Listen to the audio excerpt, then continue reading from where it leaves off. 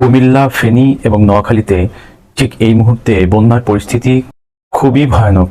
আগামী 24 ঘন্টার মধ্যে যদি পানি কমতে শুরু না করে তাহলে অনেক বড় ধরনের ক্ষতি হওয়ার আশঙ্কা রয়েছে। একটি বিষয় খুবই দেখার মতো, এই সংকটময় পরিস্থিতিতেও বাঙালি জাতি তাদের সম্প্রীতি ভুলে যায়নি। আমরা দেখেছি বিভিন্ন মন্দির কমিটি থেকে পূজার টাকা পর্যন্ত ডোনেট করা হয়েছে। লাস্ট কয়েকদিন ধরে ভারতীয় বিভিন্ন মিডিয়া এই বিষয়টাকে এভাবে প্রচার করছে যে বাংলাদেশের সংখ্যালঘু অর্থাৎ হিন্দু কমিউনিটির উপর আক্রমণ করা হচ্ছে। এই বিষয়টা জাস্ট একবার চিন্তা করেন যে মন্দিরের কমিটি থেকে বন্যার্তদের সহায়তা করার জন্য টাকা ডোনেট করা হচ্ছে।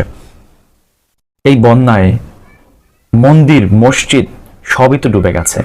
কি ভয়ানক একটা পরিস্থিতি! একটা মানুষ মারা যাওয়ার পরে তার কবর দেওয়ার মতো কোনো পরিস্থিতি